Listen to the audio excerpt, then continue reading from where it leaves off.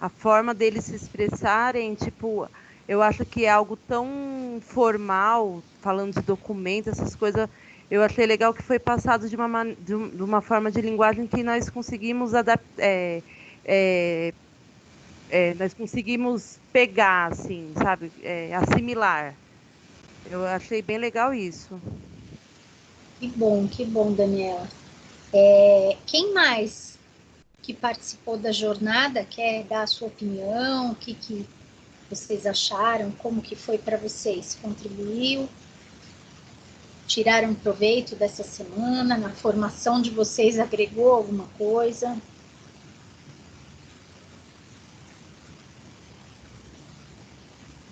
Ninguém quer falar? Só a Daniela? Pessoal que já participou de outras jornadas nos outros semestres, comparando com as demais eram presenciais, né? Essa é a primeira vez que a gente faz uma jornada assim, online, é novidade. O que vocês acharam?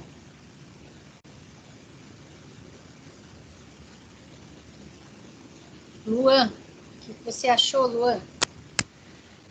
Então, foi uma experiência muito interessante. Eu só acompanhei um dia, por mais que eu não acompanhei todos os dias. Eu achei muito interessante porque, por mais que não tinha aquele momento como posso dizer, um momento para fazer as perguntas, as pessoas iam fazendo mesmo assim. Depois o professor soube alinhar direitinho as perguntas, coisa que a gente tinha receio na frente. Pelo menos eu via isso nas outras jornadas, as pessoas tinham muito receio de interagir, e foi muito pelo contrário.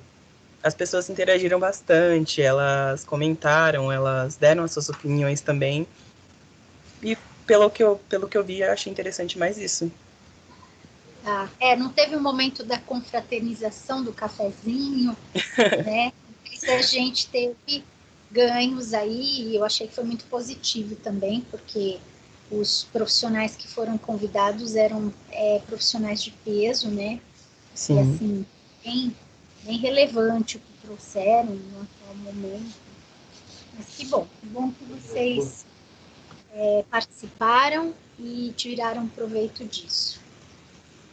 Sobre quem está perdido, quem está chegando agora, quem acha que não foi bem no primeiro bimestre, nós tivemos um primeiro bimestre de adaptação a esse novo formato de aulas. Fizemos de tudo para ajudar, colaborar com vocês. Né? A avaliação, o instrumento de avaliação, ele foi contínuo e também tivemos a avaliação da instituição. Algumas pessoas estão me mandando trabalhos daquela época, portfólio, fichamento de leitura daquela época. Guardem isso com vocês. Eu tinha que atribuir uma nota no sistema até sexta-feira da semana passada. Então, eu já atribuí uma pontuação para todo mundo. E agora, até o final desse mês, antes das avaliações, todo mundo ganhou ponto, tá? Se vocês entrarem lá nas atividades, todo mundo tem uma pontuação. Chegando no final do bimestre, antes das avaliações, vocês entregarão o que a gente está produzindo agora. Quem não entregar, aí eu retifico e tiro a pontuação que está lá. Quem entregar tudo, eu aumento a pontuação.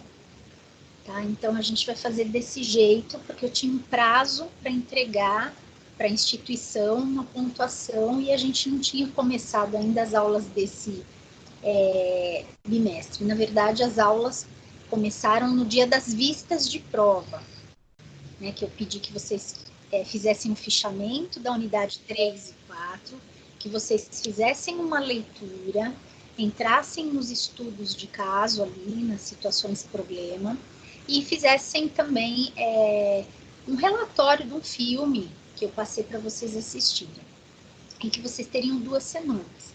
Então, hoje a gente está começando a unidade 3 e 4, mas muito do que a gente vai falar nessa unidade 3 já foi dito, já foi antecipado nas unidades 1 e 2. Então, algumas alguns assuntos, alguns temas, vocês vão falar, nossa, tá repetido, já foi falado isso, mas na verdade eu antecipei, tá?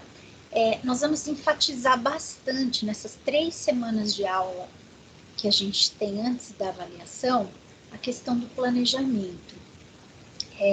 Vamos fechar o que a gente começou e precisamos bater nessa tecla do planejamento, porque o professor precisa saber planejar. Né? E vocês estão em formação para serem professores. Então, para quem está perdido, o que eu devo, o que eu não devo, que trabalho é para entregar, não é para entregar nada ainda. É para produzir o relatório do filme que eu sugeri, o filme do Vygotsky. Hoje eu vou sugerir um outro filme que tem a ver com o conteúdo que a gente está trabalhando. E eu acho uma maneira bem didática, pelo menos muitos sinalizaram que foi, assistir esses filmes, porque tem uma outra linguagem, um outro olhar da pessoa que está falando, do teórico, não só da professora Jane, tá? São outras interpretações. Mas o nosso carro-chefe continua sendo o livro. Então, unidade 3 e 4, nós temos aí 3 semanas antes de revisar e partir para a avaliação e terminar o nosso semestre, tá? Então, não se preocupem, é só vocês entrarem lá no AVA, resolverem os exercícios, entrarem na web aula, que a gente vai estar acompanhando o que está lá, exatamente o que está lá. Alguma pergunta sobre isso? Alguma dúvida? Não? Todo mundo entendeu? Sim. Sim, Suelen? Sim, entendi. Tá. Então é bom porque aí vocês podem multiplicar a informação, né? Passar para os demais, tá bom? Então eu vou tentar aqui compartilhar, vamos ver se dá certo o slide.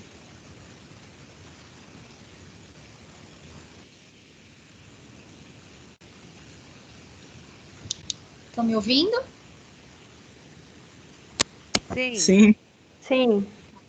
Estão vendo aqui o material? Não. Não estão Não. vendo a tela? Não. Não, tá parecendo a senhora. Só eu? Eu compartilhei. E a Suelen e as outras letrinhas. Vou tentar de novo, ó, compartilhar. Aqui, ó. Estão vendo? Sim ou não? Agora sim. Agora sim. Sim. E estão me vendo também? Sim. Sim. Sim. Que bom, porque eu não estou me No vendo. quadradinho embaixo. Uhum. Tá. Eu vou seguindo aqui os slides. E aí, qualquer dúvida, por favor, me interrompam, tá? Estão me ouvindo bem? Sim. Sim. Tá bom. Então, vamos lá. Nós tivemos um primeiro bimestre de didática um pouco histórico, né? Falando um pouco da história, da evolução da educação no Brasil, as diferentes escolas ou formatos de escola e as diferentes ferramentas, enfim, possíveis formas de se trabalhar a nossa didática. Didática, todo mundo tem ou não tem, né? Uma boa didática ou uma má didática, ou seja, a escolha, a identidade, a forma como a gente vai trabalhar é singular, é de cada um, é uma construção. Então, no primeiro bimestre, a gente começou falando da escola, desde os primórdios, como ela se formou aqui no Brasil, como que ela chegou aqui, qual é o formato da escola tradicional, o formato da escola tecnicista, o movimento da escola nova. E por que a gente precisou saber tudo isso de história na educação? Como aconteceu, né, a linha do tempo? Para a gente começar a entender as tendências, as abordagens dos teóricos. Então, falamos do Piaget, introduzimos o Vygotsky, pedi que vocês assistissem o vídeo do Vygotsky. Estão vendo o slide aí? Sim. Tá. Tá bom, é que eu fui liberar mais 3 pessoas e saí da tela, por isso que eu perguntei. Então, eu pedi que vocês assistissem o vídeo da série Grandes Educadores de Jean Piaget, com o Yves Delatale, falando, né, que é um estudioso do assunto desenvolvimento humano, formas de aprender, processos de aprendizagem, formas de ensinar. Depois eu pedi que vocês assistissem o vídeo da Marta Coll, falando sobre o Vygotsky, foi esse que eu passei há 2 semanas atrás a sugestão. E hoje eu vou sugerir que vocês vejam o filme Para o Lar, para o final de semana, para as horas vagas, sobre o Skinner, Burrus Skinner, aquele do condicionamento, do estímulo-resposta, para quem já ouviu falar. Para quem não ouviu falar, não se preocupe que a gente vai falar e vocês vão se situar e situar a infância, a educação, o jeito que vocês aprenderam, tá? Então, esse foi o nosso primeiro bimestre. Agora, a gente vai dar continuidade falando um pouquinho sobre a organização e o sistema, a sistematização do trabalho na educação, né? Então, como que a gente trabalha aquilo que a gente viu de didática orgânica, didática biológica, a didática psicológica, todo o funcionamento, a forma de aprender e de ensinar no contexto humano, escola, e a gente vai tentar, até o final dessas aulas, ser capaz de conhecer, desenvolver e aplicar o planejamento e avaliação no nosso trabalho, na escola. Deixa eu liberar a Kênia aqui. Então, diante disso, eu trouxe para vocês os documentos, já pegando o gancho da palestra da semana passada. Todo mundo entendeu que existe um Plano Nacional da Educação, certo? Sim ou não? Oi, não estou ouvindo. Sim. Sim. Entenderam que existe um plano maior, né, que é o Plano Nacional da Educação? Então, além desse Plano Nacional da Educação, nós temos outros documentos que vão nortear a nossa ação, o nosso trabalho pedagógico na escola. O PPP, que no Pedagogês a gente chama assim, é o Projeto Político Pedagógico. Aí a gente tem o P, tá, que é o Plano de Ensino, ou o PEA, que é o Plano de Ensino e Aprendizagem, que inclui o plano de aula. Então, se a gente falar em PE, é o plano de ensino. Se falarmos em PA, é o plano de aula. Se a gente falar em PEA, é o plano de ensino-aprendizagem, ou plano de ensino e plano de aula, porque na aula é o lugar que a gente aprende. São nomenclaturas, são títulos, mas é importante a gente nomear, porque na conversa na sala dos professores, de repente a gente vai falar, deixa eu ver seu PEA, deixa eu ver o PPP da escola. Então, eu, educador, me localizo a partir desses documentos para minha ação, para minha didática, aquela que eu vou selecionar, aquela que eu vou construir. Eu não consigo ir até uma prateleira, como a gente vai a uma loja, a um supermercado, e falar assim, eu quero isso, essa vai ser a minha didática. E aí eu viro uma chavinha e amanhã eu sou praticante e exerço a minha didática. Se nós vimos o conceito de didática como arte de transmitir, capacidade de transmitir o quê? Algo, ensinar, e para isso a gente precisa de competências e habilidades, eu preciso exercitar, construir. Então não é de hoje para amanhã que eu vou ter uma didática. E a didática se faz mediante esses três documentos, o projeto político-pedagógico, o plano de ensino, o plano de aula. Tudo isso vai conversar com a didática que eu vou eleger para eu trabalhar. Tudo bem até aqui, pessoal? Sim, não? Sim. Fale agora ou fale até o final da aula. Tudo bem? Posso ir? Tudo bem. Posso avançar? É tão estranho, Pode. né? Tá vendo Sim. um monte de letrinhas assim, não tem as carinhas, tem só... Eu sei que vocês estão de pijama, de camisola, comendo pipoca do lado do cachorro, não é assim? Fica todo mundo oculto, só tem aqui o LC, o D, o I, o L, né? São as pessoas sem face. E eu fico aqui, né, dando a cara. Eu e a minha parede aqui, o meu fundo. Toda didática precisa respeitar, precisa entender o contexto de aprendizagem. A gente não pode falar que a didática lá na África, lá em Angola, ou lá na China, ou mesmo na Europa, né, na Itália, ou aqui na América do Sul, na América do Norte, nos Estados Unidos, ela é uma didática que está isolada do contexto. Em todo lugar do mundo onde viver, habitar o homem no planeta Terra, existe um contexto histórico, político, social, econômico. Então, a didática, a ação do professor na sala de aula, ela não está desvinculada daquilo que está acontecendo. Então, quando eu pensar em contexto de aprendizagem, eu levo em consideração aquilo que está acontecendo e que faz sentido para aquele educando, para aquela pessoa, tá? Que eu chamo de meu aluno. Então, eu vou pensar no que eu vou fazer, onde eu quero chegar e como eu vou fazer. Tá? O que eu vou fazer, eu penso por meio de quais ações. O que eu vou fazer? Eu vou sentar com eles, crianças de 2 anos no chão. Eu vou pegar a turma de alfabetização e nós vamos à biblioteca escolher um livro. Eu vou até... Então, eu estou no que eu vou fazer, e aí, onde eu quero chegar? Por meio de quais metas e objetivos?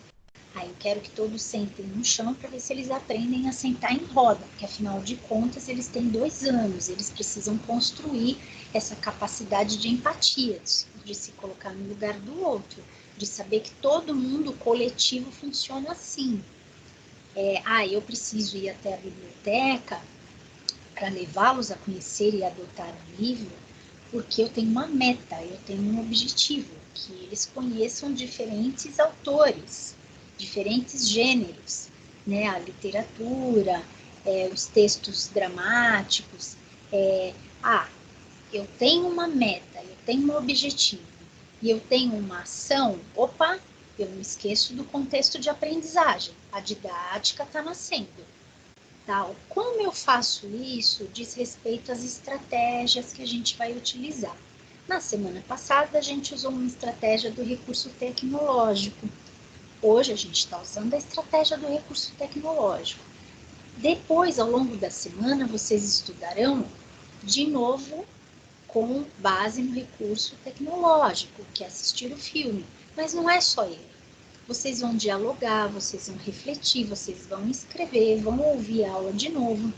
Se Deus quiser, e ela vai ficar gravada e a gente vai conseguir subir lá no AVA, no YouTube, tudo redondinho agora, vida nova, novo trimestre.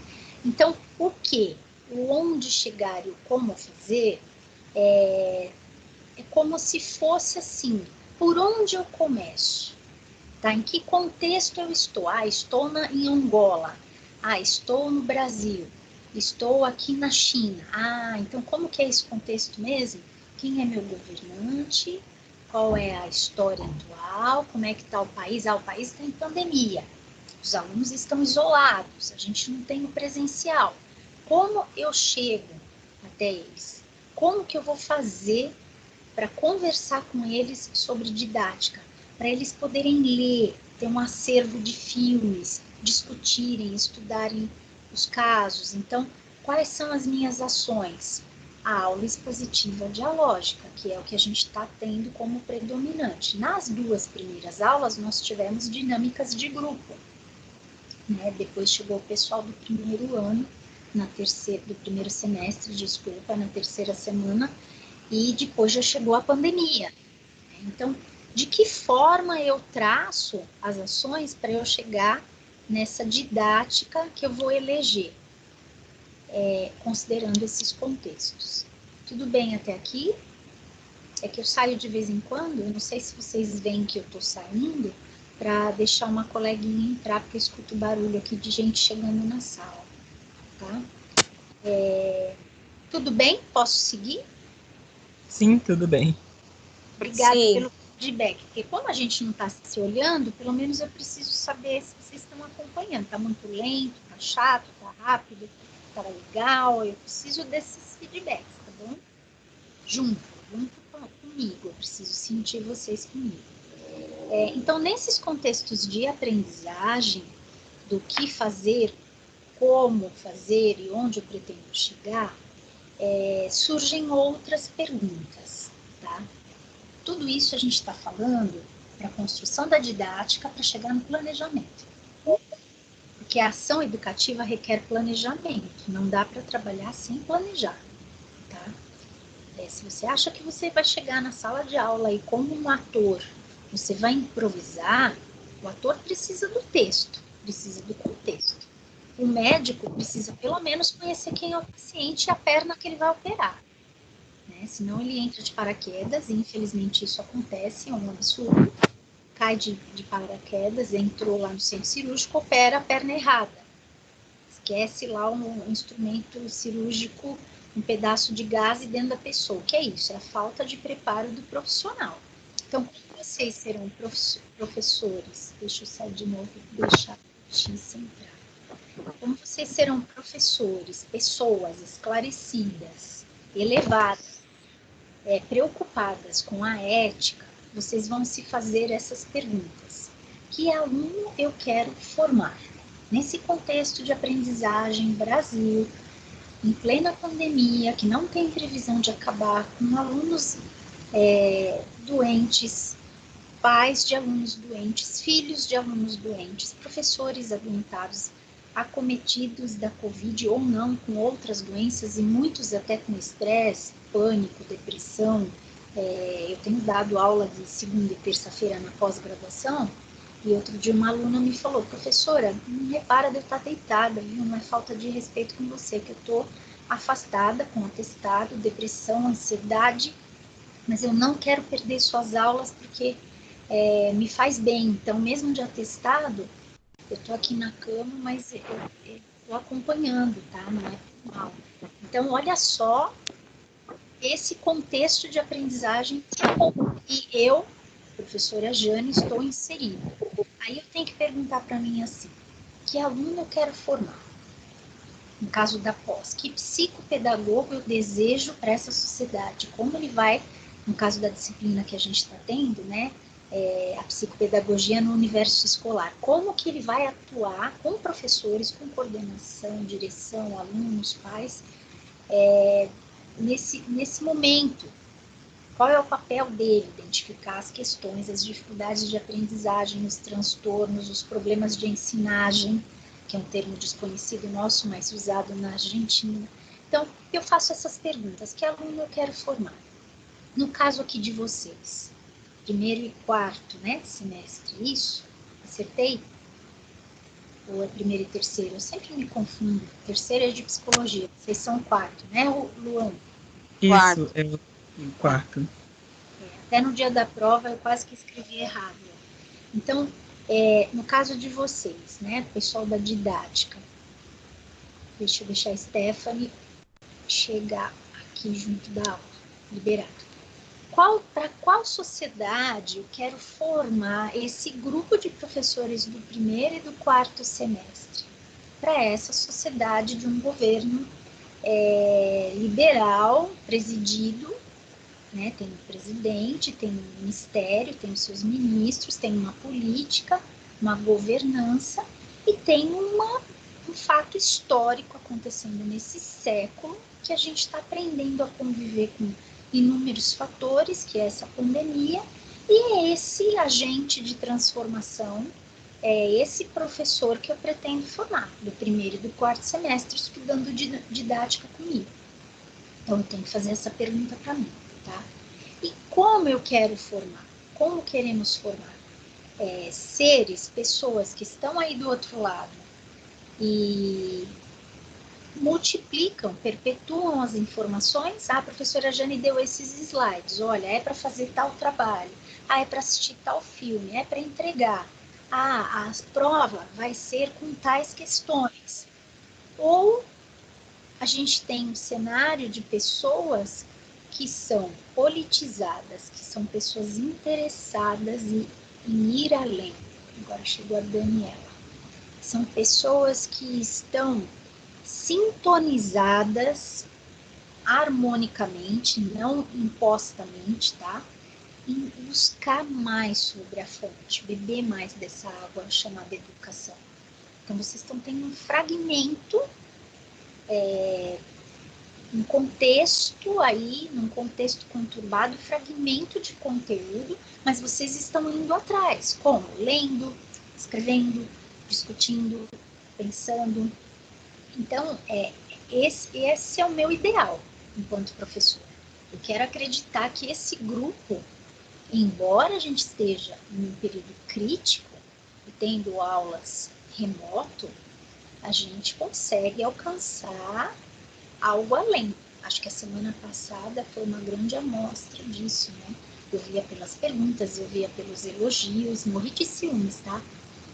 Mas tudo bem. Que vocês ficaram fazendo um monte de elogio para os palestrantes, eu fiquei com inveja. Mas assim, contribuiu pra caramba. Acho que ficou, né? Marcou a formação de vocês. Então, a gente quer formar um grupo de professores que saibam que a educação não se faz só depositando informação, não. Tá? É uma construção e todo mundo precisa estar consciente disso. Então, para ser cidadão, para ser crítico, para ser politizado, ter pensamento, né? Porque a gente forma o sujeito, a criança, desde bebê, para ela pensar. Se ela não sabe pensar, ela não vai saber resolver problema. Se ela não sabe resolver problema, além dela ter uma grande questão de sobrevivência, ela está desrespeitando os documentos. A Constituição Brasileira, o Plano Nacional de Educação, a Base Nacional Curricular, as diretrizes, o currículo da cidade, então, e o planejamento da escola, né? O projeto político-pedagógico, o plano escolar. Então, tudo isso faz parte do pensar em ser professor e que didática adotar. Tudo bem? Sim ou não? Quem chegou agora? Sim. Obrigada por sim. Se tiver não, pode falar também, tá, gente? Voltando nesse slide aqui. Vocês sabem o que é um projeto político-pedagógico?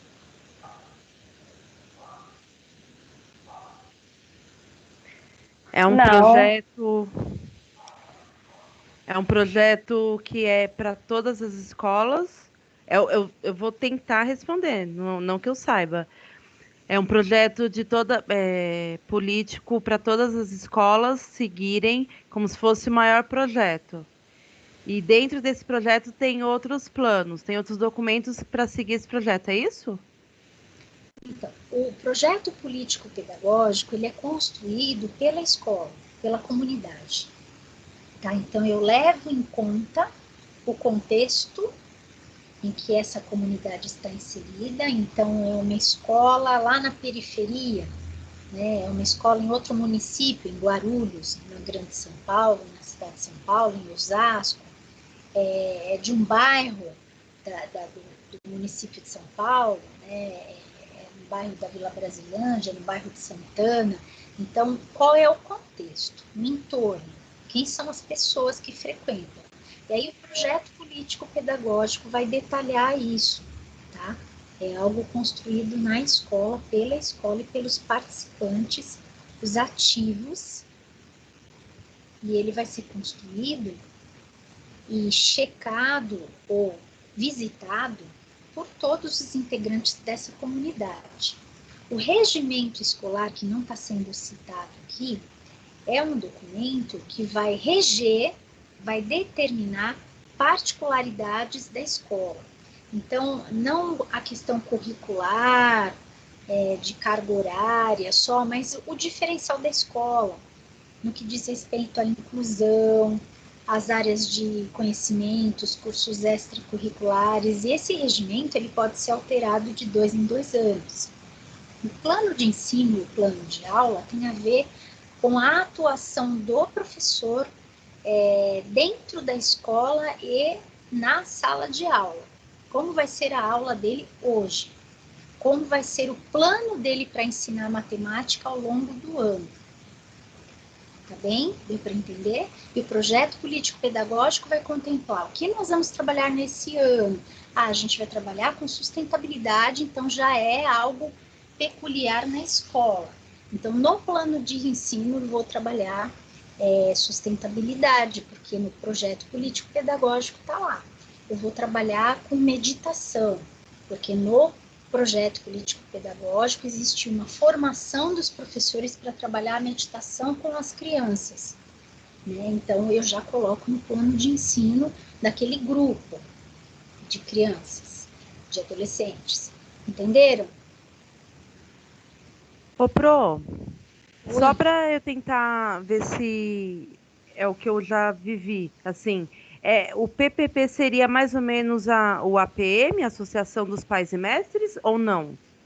Não, a APM, a Associação de Pais e Mestres, eles participam da construção do projeto político-pedagógico a convite da direção do gestor da escola com um representante, tá? Mas a Associação de Pais e Mestres tem uma representatividade na escola para defender os interesses da comunidade, dos alunos, dos pais, é um olhar da família para com a escola. E eles vão participar do projeto político-pedagógico que está acima da Associação Pais e Mestres. Eles vão Entendi. O projeto político-pedagógico é um documento. A Associação de Pais e Mestres é um movimento. Tudo bem? Sim, Pro, obrigada. De nada, imagina. Então, vamos para o próximo. Aqui foi. Então, que aluno eu quero formar? Para qual sociedade? E como eu quero formar? Eu planejo as minhas ações. Tá? Eu organizo. Planejamento, se a gente for olhar no dicionário, significa organização. Categorizar. Então, eu separo como cestinhos ou gavetas, né, o que eu quero organizar ali, e eu classifico, depois eu junto as informações, tá? Então, que informações eu tenho, que ações eu preciso? Então, eu trouxe essa frase que o ato de planejar deve ser uma atividade intencional, pois buscamos atingir determinada finalidade. Eu tenho uma meta, eu tenho um objetivo. Então, a minha ação, ela precisa ser planejada. Eu quero e eu desejo fazer uma viagem. Se eu vou viajar, mais do que nunca, eu quero tanto viajar, será que eu vou conseguir nas férias de janeiro ir para a praia? Eu penso nisso todos os dias. De verdade, gente. Então, eu vou viajar. Para eu viajar, eu preciso de algumas ações. Primeiro, eu vou definir para onde eu vou definir quanto tempo vai durar essa viagem, o calendário, se eu vou só, se eu vou com mais alguém, quem é o grupo, né, que eu vou estar levando, qual a característica desse grupo, eu vou com vó, vou sem vó, vou com criança pequena, sobrinho, eu vou só eu, meu marido e meu filho. Então, lá, como que eu vou permanecer? Vou levar pouca roupa, muita roupa, é frio, é calor, eu vou comer onde, vou cozinhar, eu vou ao restaurante. Então, quando eu tenho uma meta, um objetivo, eu planejo para alcançar esse objetivo, tá? Essa finalidade. Então, a ação do educador, a didática do educador, precisa respeitar um contexto, está inserido num contexto, tem documentos que norteiam essa ação, essa didática que vai privilegiar o quê?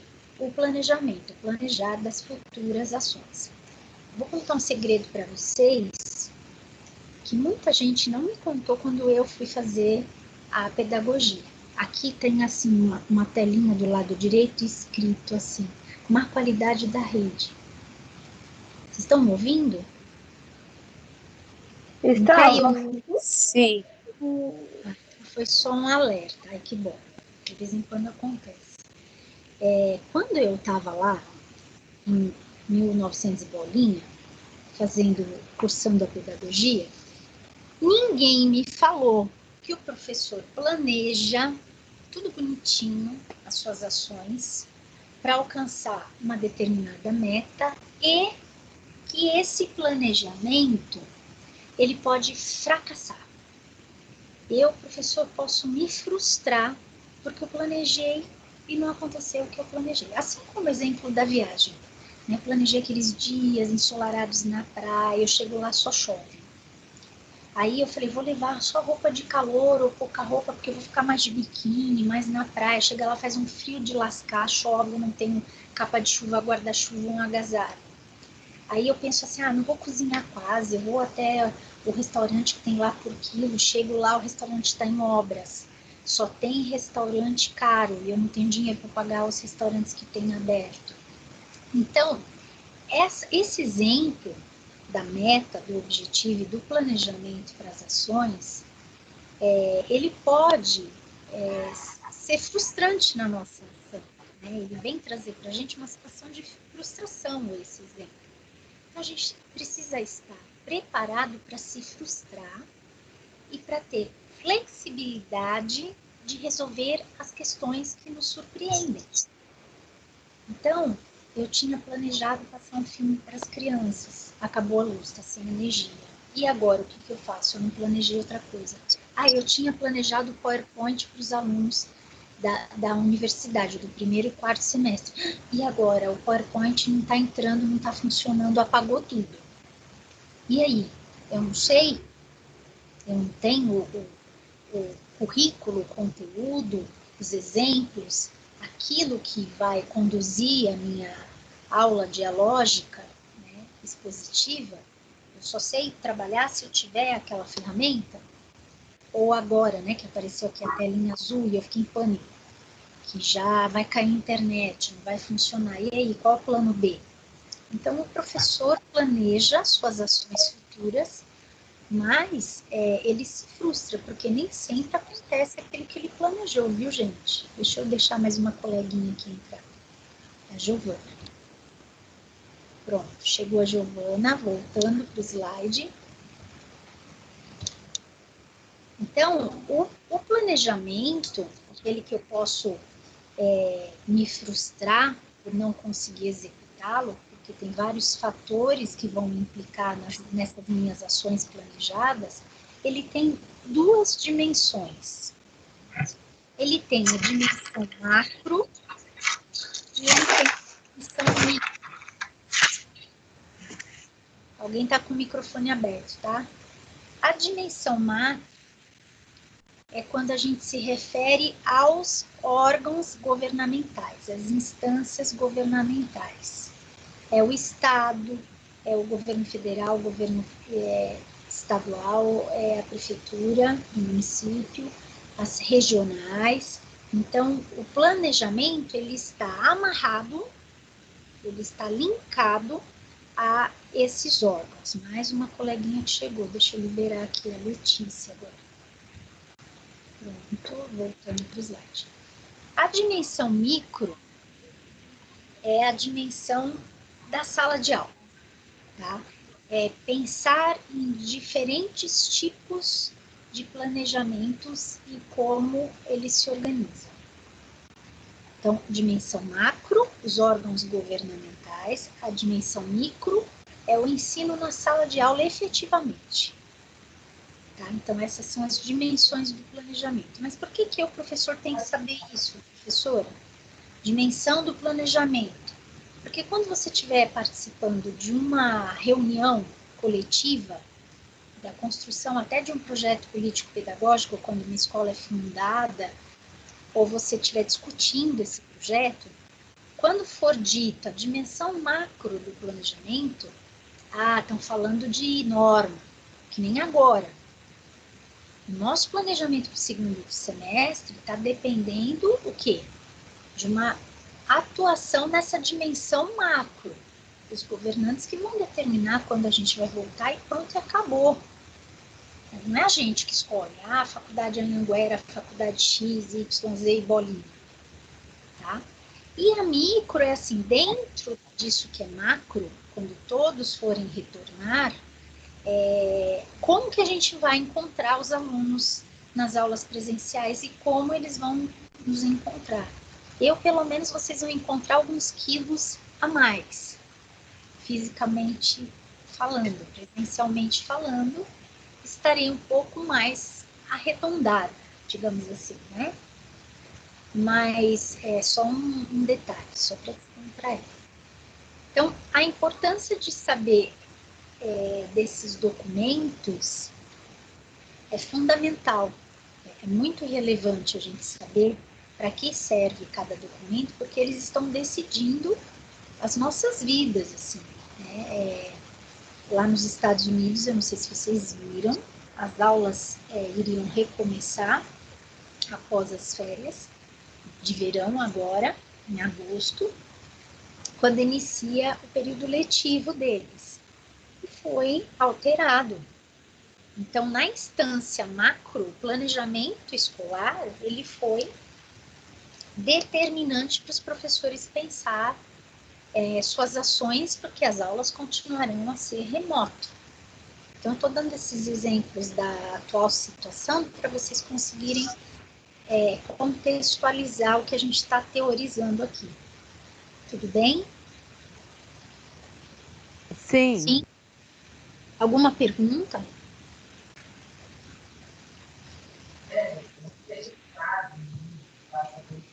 Alguém abriu aí o microfone e quer fazer pergunta? Alguma colocação? Alguma... Pois não. O plano... Quem é? Quero... Quem está falando? É Isabela. Oi, Isabela.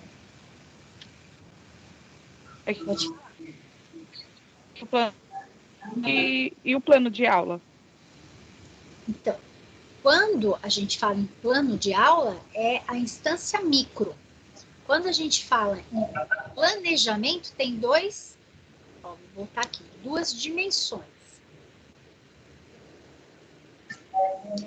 A macro são os documentos, são os órgãos que vão decidir nossa vida. A micro é o plano de aula, é o ensino em sala, é sua atuação direta.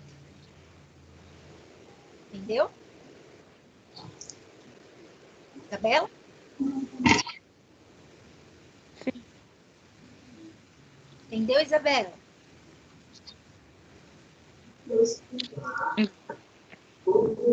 Sim ou não? Professora. Peraí, a Isabela entendeu? Ela fez uma pergunta, eu respondi, não sei se ela entendeu, não estou ouvindo. Posso perguntar?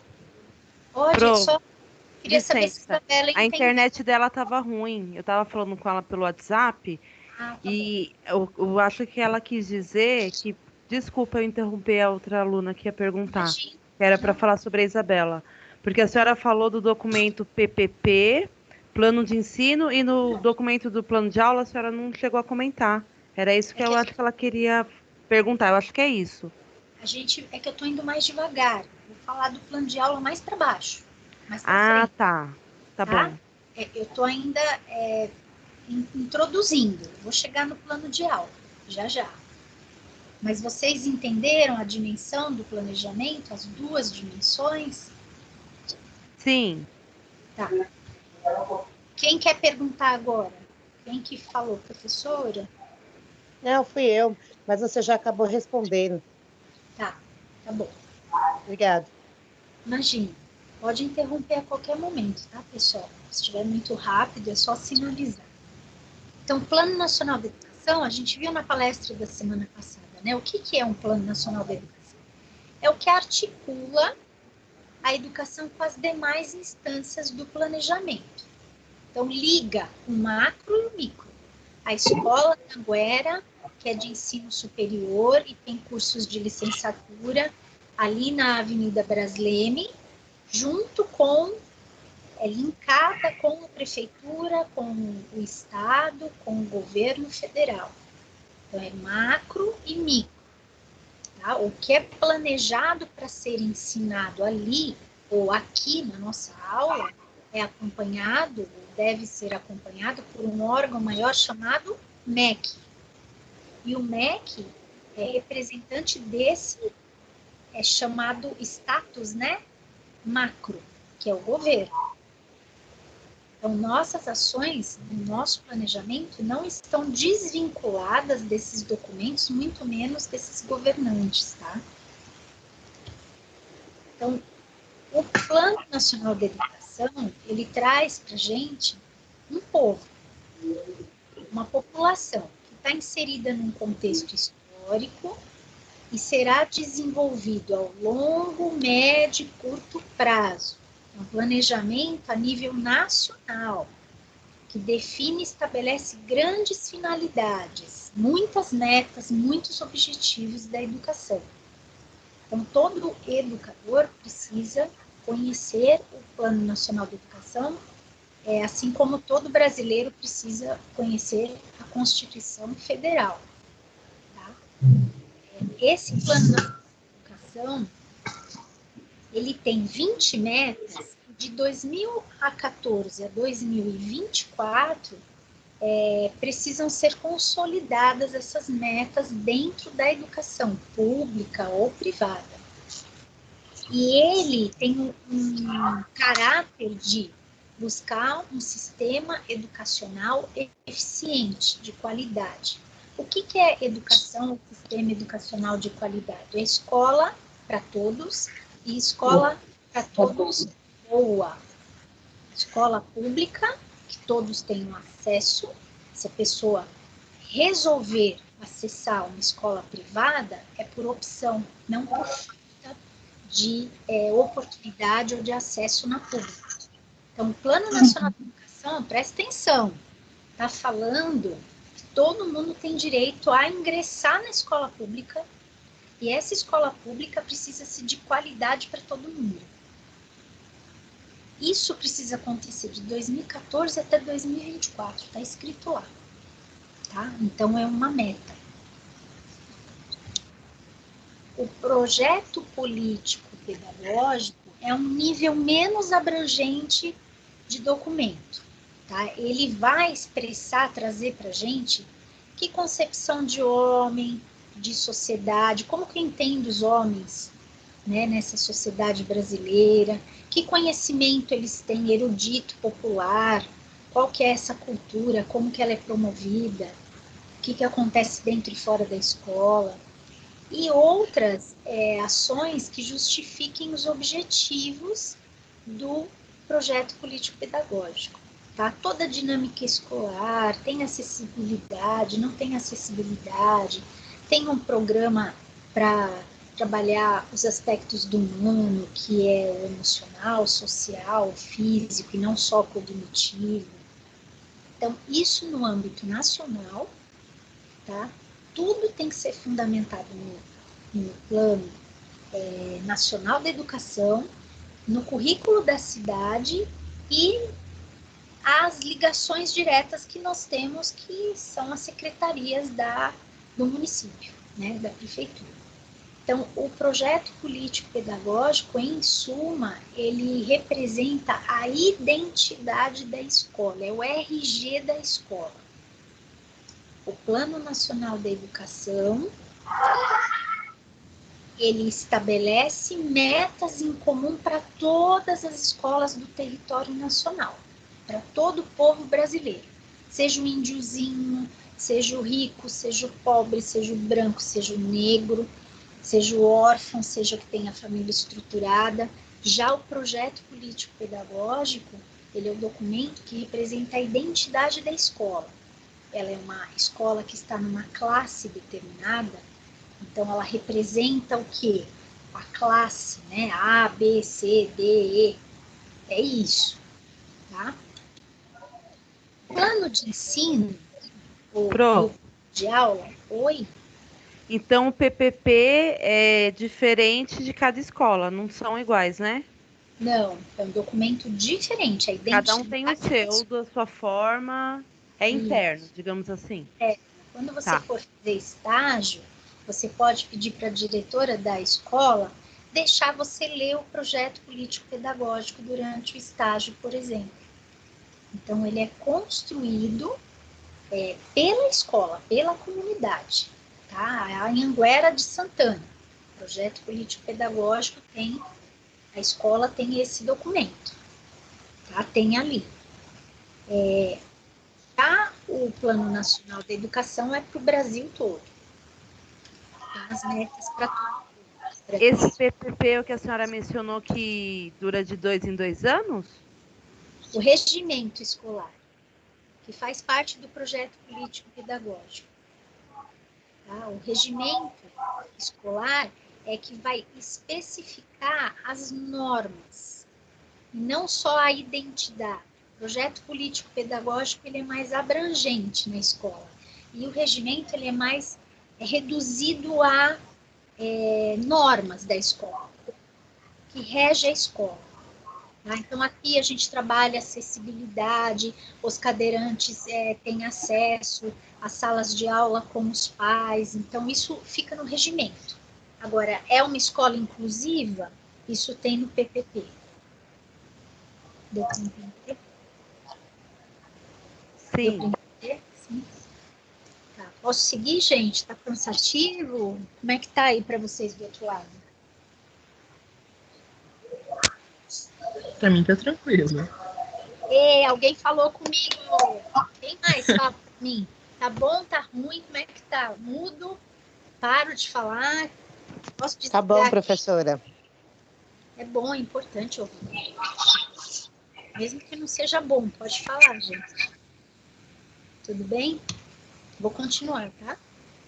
Então, o plano de ensino e o plano de aula, que tem a sigla PE e PA, né? Em pedagogias que a gente usa, são os planos que se situam num nível bem mais específico, mais concreto em relação aos outros documentos que a gente viu até agora, tá? Eles vão definir e eles vão operacionalizar toda a ação escolar. Plano de ensino, plano de aula, é aquilo que a gente faz de fato, professor, ali na lida. É o agricultor que pegou na enxada. Tá? Ele já olhou a plantação, ele já tomou conhecimento do que foi plantado ali, ou ele sabe que solo é aquele, o que vai ser feito, como vai ser feito, mas aí ele pegou na enxada. Ele começou, está com a semente na mão. Então, esses planos, eles correspondem ao nível de maior detalhamento e objetividade do processo de planejamento didático. É o arregaçar as mangas, vamos lá, porque agora eu tenho um documento que vai orientar o dia a dia na escola, o dia a dia na sala de aula. Então, o dia a dia na escola na época do carnaval, na época do Halloween, o dia a dia na escola na campanha lá da semana do Dia da Água, da sustentabilidade, das festas natalinas, das festas juninas. Não é calendário e não está ligado apenas a datas comemorativas. Eu estou dando exemplos de um dia a dia na escola e o que acontece na escola. Tá? Agora, na sala de aula, aí, quem chegou? O aluno e o professor. Agora, um parêntese. Ninguém, absolutamente ninguém, deve anular a autoridade do professor no seu território. O território do professor é a sala de aula dele. Ponto. Então, a sala, o ambiente chamado sala, espaço, onde as crianças permanecem durante determinado período, mesmo que seja uma proposta de salas e de mudança de espaço, que a gente chama de pedagogia itinerante, né, que as crianças vão para a sala vermelha, vão para a sala azul, vão para a sala A, para a sala B, tem uma sala de referência, e esse grupo, esse lugar de atuação do professor é dele, dos seus alunos, porque sem eles, o professor não faz sentido ali. Então, a criança é protagonista, o professor é autor, é ator, ele deve criar desses espaços. Por que eu estou falando isso? Tem alguém com o microfone aberto. Deixa eu ver quem é que está com o microfone aberto.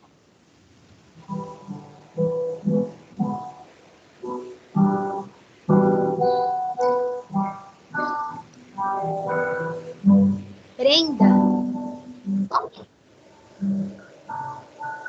É a Brenda que está com o microfone aberto? Não, fechou. Obrigada, Brenda. Quem mais? Pronto, fechou. Tem um som que está aí. Quem que é? Eu acho que é Maria Emília. Maria Emília? Mutou. Fechei, desculpa. Tudo bem, não tem problema. É que eu tenho um problema com... Me desconcentro com ruído, tá? Não tem nada, não. Desculpa, gente, voltando. Deixa eu ver, estava aqui. Então, o professor, ele tem esse espaço que ele conquista e ele precisa tomar posse. Esse espaço chamado sala de aula deve ser respeitado, é o espaço de atuação dele. Então, não abram mão. Vocês são autoridade dentro dessa sala de aula. Façam por merecer, conquistem. Mas ninguém tira essa autoridade de vocês. Tá? Eu estou falando isso porque hoje o professor ele perdeu a identidade, ele não sabe mais o que ele pode, o que ele não pode, quem que, né, tem de fato poder na escola, e muitas vezes ele abre mão fácil desse seu grupo, dessa sua sala, ele é a autoridade dentro da sala. Foi só um parênteses. Então, o plano de ensino e o plano de aula, eles vão ter uma didática, e essa didática vai estar presente no dia a dia da escola e na sala de aula, cuja autoridade é o professor. E o protagonista é o aluno. Tá? Professora. O principal é o aluno. Oi, minha querida, pode falar. Desculpa de interromper, a Bruna está pedindo para a senhora aceitar ela. Não é a Bruna, não, Pro, é o Bruno. Ele não está aparecendo para mim, não. Só tem a Bruna Areta, pronto. Bruna admitida. Pronto, voltando. Então, o plano de ensino e o plano de aula, eles vão orientar o dia a dia na escola e na sala de aula, tá? O principal, o sujeito protagonista é o aluno. São vocês, não sou eu. Sem vocês, não faz o menor sentido eu estar aqui. Se vocês vão trabalhar com crianças, com bebês, não importa a faixa etária. O agente principal nesse processo de aprendizagem é a criança, o adolescente, o jovem. O professor, ele media, ele facilita essa aprendizagem, pesquisando, estudando, tendo um olhar sensível, se aprofundando nas relações, tendo embasamento teórico e defendendo a sua ideologia, defendendo os seus valores dentro de uma política, dentro dos documentos que norteiam a educação, dentro de um projeto político-pedagógico, e ainda ele não perde a sua identidade, porque ele construiu isso, tá, para ele atuar, e ele é autoridade dentro da sala de aula. Quando está com o grupo dele, ele é autoridade. Ninguém pode tirar essa autoridade. Tá? Isso é muito importante. Bom, Pro, oi. O plano de ensino e plano de aula são as mesmas coisas? Tipo, eu posso falar ou plano de ensino ou plano de aula? O plano de ensino, ele está ligado aqui, ó. O plano de ensino, ele está ligado ao dia a dia da escola como um todo. É carnaval, época de carnaval, época de avaliação, na escola toda. Então, o plano de ensino vai ser um documento que é comum para todas as séries, os quartos anos, para todos os primeiros anos. O plano de aula é o plano do professor de determinada série, ou melhor, ano. Deu para entender? Ah, o plano de ensino seria da escola e o plano de aula seria do professor? Isso. E aí o plano de ensino e aprendizagem, como se usa muito hoje, né, como se fala muito hoje, é o planejamento da escola junto com os professores, por grupos, por faixas etárias. Algumas escolas progressistas já trabalham dessa forma. Pegam lá o plano de ensino da escola, o que está acontecendo nesse mês, ou nesse trimestre, ou nesse semestre na escola. Então, tem lá as diretrizes, os campos de atuação, como que a escola vai atuar como um todo. E aí, o plano de aula para aquela faixa etária de 4 anos, de 7 anos, de 2 anos, é o PA, que é o plano do professor. Tudo bem? Que é o plano de aula. Sim. E eu tenho outra pergunta, Pro. O plano de ensino é feito de quanto em quanto tempo e o plano de aula é feito de quanto em quanto tempo também? Anual. Porque o ano letivo tem 200 dias, acabou aqueles 200 dias, o que acontece com a criança, o aluno, independente da faixa etária? Ele vai para um outro ano no histórico escolar dele, ele é promovido. Né? Então, tem a ver com o que? A idade cronológica. Esse ano ele tem 1 ano de idade, ano que vem ele vai ter 2, outro ano ele vai ter 3.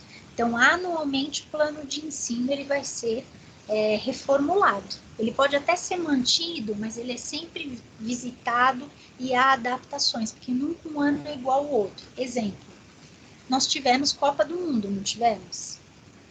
Há 2 anos Sim. atrás, 2018, certo? Teve Copa do Mundo em 2019? Não. O plano de ensino não vai ser o mesmo. São outros projetos, são outras perspectivas, outro contexto. Então, o plano de ensino ele pode contemplar um currículo que trabalhe num contexto muito similar de um ano para o outro, mas o momento é diferente. A criança que tinha 2 anos não tem mais 2, vai ter 3. Tem 3, vai ter 4. Tá? Então, Pro, e Oi. o plano de ensino é feito pelos diretores, coordenadores, junto com os professores ou não? Sempre junto com os professores, é aquele momento que a gente chama de planejamento escolar, no início ou no final do ano, já pensando no ano subsequente, no ano seguinte, a escola não se reúne com a sua equipe de trabalho para planejamento, então é nesse momento em que vai ser realizado o plano de ensino, que é o que cada grupo vai aprender de fato, o currículo vai estar ali presente, linkando com o momento, o contexto histórico, cultural. Por exemplo, esse ano teríamos Olimpíadas, Paraolimpíadas. E aí, dentro do plano de aula do professor, ele vai contemplar o que está no plano de ensino. Ah, se nós temos um currículo para trabalhar diferentes etnias, as limitações, as diferenças entre as pessoas, desde o deficiente físico, esse ano eu tenho um contexto, que são as Paraolimpíadas. Eu tenho as Olimpíadas, eu posso trabalhar as modalidades, as maratonas, então, as modalidades esportivas. Eu vou sempre galgar o meu plano de aula no que está acontecendo. Eu vou ressignificar. Agora, está tendo uma pandemia. Independente da gente estar em isolamento social, antes de estarmos em isolamento social, eu não sei se eu falei para vocês, para esse grupo, para essa turma, mas eu peguei crianças no parque de areia, fazendo coronavírus, direitinho, com baldinho, colocando pedaços de folha, de grama, e falando, é o coronavírus, e socavam, batiam na areia. Isso é o jogo simbólico, né? E a gente ainda nem estava em isolamento e eles já estavam falando, é o coronavírus, cuidado, vamos acabar com ele, destruir o coronavírus. Eu me lembro na época que o Senna, né, Ayrton Senna, não sei se todos vocês conhecem, acredito que sim, né? Quem não conhece o Ayrton Senna é um ponto a menos na nota, hein, gente? O Ayrton Senna, no dia que ele morreu num domingo, dia 1º de maio. No dia seguinte eu fui para a escola, eu trabalhava com educação infantil. As crianças não conseguiam fazer outra coisa, não conseguiam falar sobre outra coisa. Era só a morte do Ayrton Senna. Então não fazia sentido chegar e falar, hoje nós vamos aprender sobre os animais silvestres, hoje nós vamos estudar, não fazia sentido. Né? Vamos para a roda de conversa, o que a gente vai debater? O Ayrton Senna, eu estou triste. Meu pai falou isso, minha avó chorou, a minha irmã pôs a bandeira na janela. O que a gente pode fazer? Né? A gente pode escrever carta, a gente pode fazer um presente se a gente quisesse dar para ele. Então, o plano de aula, ele referencia e reverencia o contexto. Tá? O plano de ensino está ali, mas acontecem esses momentos pontuais na história da escola e a gente precisa ressignificar aquilo que a gente está ensinando. Tá? Então, o plano de ensino não se perde, tem um currículo, tem os conteúdos para cada faixa etária que vai ser ensinado. O plano de aula é o planejamento da sala de aula do professor. Tudo bem, pessoal? Pro, e esse plano de aula, tipo, quando o professor faz, ele tem que, tipo, entre aspas, dar satisfação para a direção? Ele é feito a cada uma semana, a cada um mês? Depende, olha, a prefeitura tem algumas 6 EMEIs que adotam semanários. Algumas adotam diários, trabalham por dia, né, por mês. Então, as reuniões e a supervisão, que a gente chama de tutoria, dos coordenadores, para ver como é que esse planejamento está sendo executado. Porque uma coisa é o papel e outra coisa é a prática pedagógica. Então, claro que essa ação é conjunta. O professor ele pode criar, trazer as estratégias, as ferramentas, a gente vai ver o que compõe um plano de aula daqui a pouco, mas ele vai sempre discutir no coletivo com os colegas, ele vai trocar figurinhas e o coordenador vai sempre ser uma ferramenta de apoio, de auxílio, de supervisão, vai trabalhar de forma coletiva sim, mas o professor é o autor, tá? O professor junto com os seus alunos, porque o professor não vai chegar lá e partir do ensino, né, o que eu quero ensinar.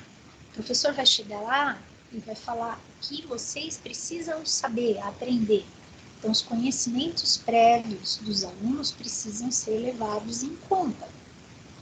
A gente não chega chegando, a gente pede para o aluno leia, assista os vídeos, se contextualize, traga o seu conhecimento, e aí a gente vai acendendo as luzes, vai discutindo, vai norteando. Não faz sentido essa educação tradicional mais em que o professor chega e deposita todo um conteúdo sem ressignificar e sem esse aluno sentir parte.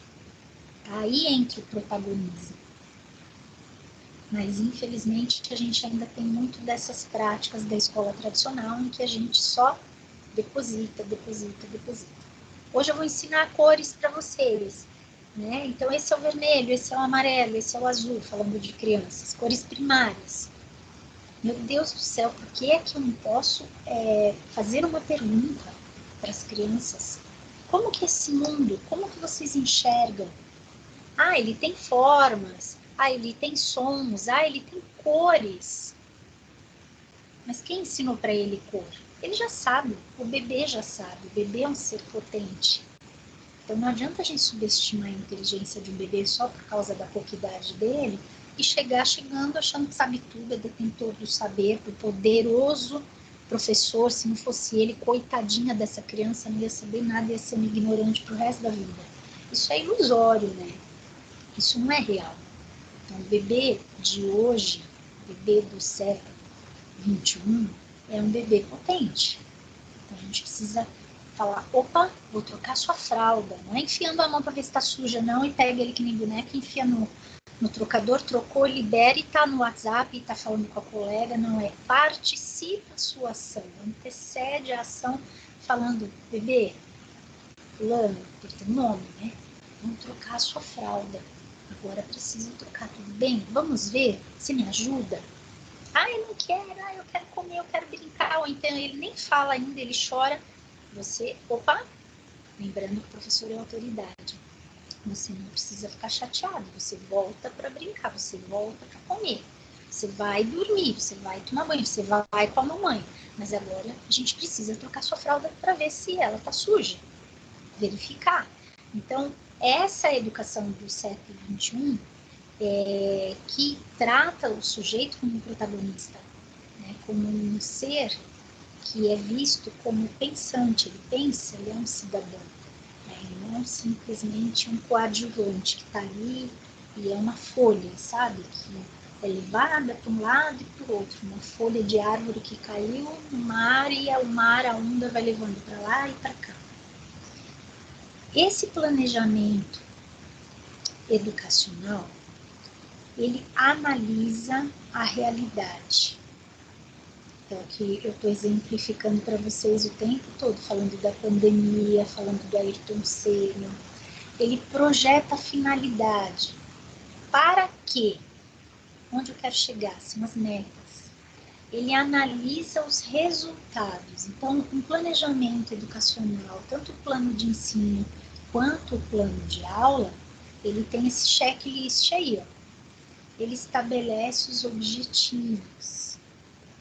Ele formula as metas, onde eu quero chegar. Sem saber onde vai chegar, para onde vai viajar, não tem viagem, gente. Tá? Ele tem uma direção política e pedagógica.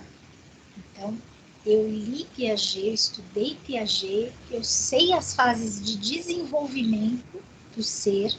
Então, isso vai me direcionar na minha ação, na minha didática, no planejamento. Não é eu acho que eles são capazes de fazer. Eu acho que nessa idade eles não estão mais egocêntricos. Né? Eles não têm a fala egocêntrica do Vygotsky. Então, por isso que é tão importante a gente estudar os teóricos da educação, que é o pano de fundo para a nossa formação. Se a gente não lê Piaget, não lê Vygotsky, não lê o Freud, o Skinner, independente se a aula é de psicologia, se a professora Jane de didática que falou, se é o professor Diego, quem que mandou ler para a prova, para o trabalho, para o relatório, para a nota, o professor precisa ler Paulo Freire. Ponto. Não tem como ser médico sem estudar a medicina, não tem como ser pedagogo, pedagoga, sem estudar os teóricos da educação. Na medicina tem os teóricos da medicina. Tá? Então, esse planejamento ele vai ter um direcionamento político, pedagógico, ele elabora formas de mediar. Mediar é estar no meio. Quem está no meio entre a didática e os alunos do primeiro e do quarto semestre de pedagogia? A professora Jane, poderia ser a professora Cláudia, poderia ser o professor Diego. Então, a mediadora dessa área, que está falando de planejamento, de didática, é a professora Jane. Não quer dizer que outros professores não possam citar e costurar e tecer conhecimentos aí em conjunto. Quem que está chegando no fim da aula, Nicolas? Renata. Não quer dizer que outros professores não possam falar desse assunto, tá? Mas a mediadora nessa área, nesse conhecimento, é alguém determinado. Ele institui procedimentos e instrumentos de ação. Então, o planejamento vai dizer primeiro, segundo, terceiro. Então, primeiro, eu tiro todas as mesas da sala. Segundo, eu vou ensaiar uma coreografia com eles, então eu preciso marcar o chão. Terceiro, eu preciso de cabos de vassoura, que eles vão ensaiar com cabos de vassoura. Então, instrumentos e procedimentos. O que eu vou fazer e como que eu vou fazer, que recurso. Tá? Isso tudo é construído coletivamente. Então, por isso que o planejamento educacional, que consiste no plano de ensino e no plano de aula, são definidos no final do ano ou no início do ano letivo, para o ano que vai acontecer. Então, para 2021, as escolas vão se reunir no final desse ano e ou no início do ano que vem. Cada um tem um calendário de planejamento escolar. Então, é tão importante o momento do planejamento quanto você fazer parte da escola. Porque se você está na escola, mas você está alienado, não sabe o contexto que aquela escola pretende, então você não é parte. Né? Você é um fantoche ali, não é de verdade. Até aqui? Tudo bem, pessoal?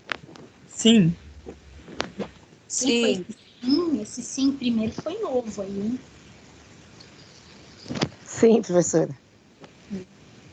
Ó, o pessoal que chegou agora, 8h23, chegou 8h15, perdeu um bocado, tá? Eu sei que é difícil ficar me olhando, né, durante 2 horas pela tela, mas pode não me olhar.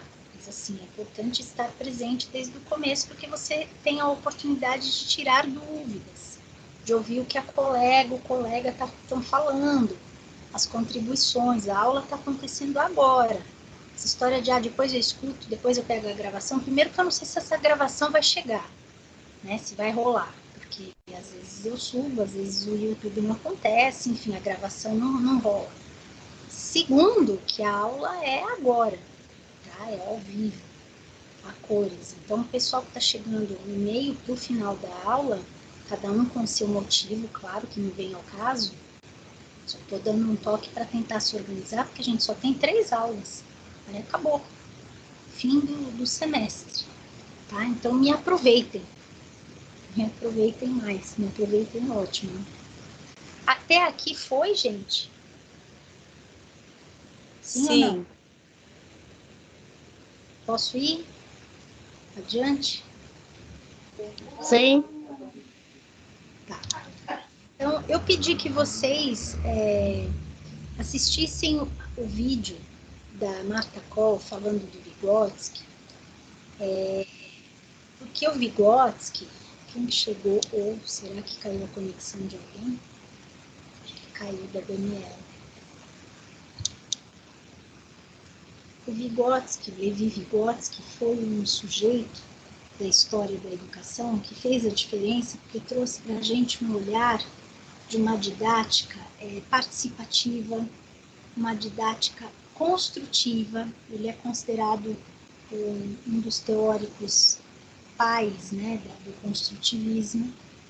E ele fala, gente, que eu escrevi aqui? Tá errado, uma já. Exógeno. Ele vai falar do desenvolvimento exógeno, tá? Ele vai falar do desenvolvimento do ser humano de fora para dentro. Primeiro eu aprendo, depois eu me desenvolvo. Ao contrário do Piaget, que falava que o desenvolvimento era endógeno, de dentro para fora. Então ele é o autor que trata a cultura, que trata a questão da sociedade com muita relevância.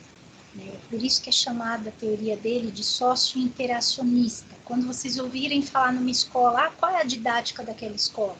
Ela é sócio-interacionista, ela é construtivista. Então, ela usa toda a referência de Vygotsky na forma dela agir, dela pensar, dela filosofar, dela fazer educação. Então, uma das premissas da teoria do Vygotsky é o jogo simbólico, tá? Que na psicologia é chamado assim, e ele estudou, além de psicologia, outras 14 áreas, até medicina o cara estudou, ele faleceu muito cedo, com 34 anos, de tuberculose, e ele trouxe trabalhos muito significativos para a história. O jogo simbólico, a gente encontra numa didática na escola que tem a prática dos cenários de aprendizagem. Tá? Então, é a criança, na fantasia dela, no brincar, ela entende que aquilo é de verdade, não é de faz de conta. Ela está dirigindo um carro com uma caixa de papelão, fingindo que é o volante, e para nós adultos, olhando aquilo, a gente sabe que ela está fingindo que está dirigindo um carro. Ela está pensando que está dirigindo um carro. Mas na ação da criança, ela está de fato vivendo aquilo. No pensamento dela, aquilo é real, naquele momento do brincar. Então, é muito sério isso. O Vygotsky fala que o brincar é o trabalho da criança, o ofício da criança. E o brinquedo é sua principal ferramenta. Então, o jogo simbólico projeta a realidade existente na vida da criança. Se ela vai ao médico, se ela toma vacina, se ela presenciou uma discussão, se ela vê o papai e a mamãe numa cena de carinho, tudo que ela presencia está presente no jogo simbólico.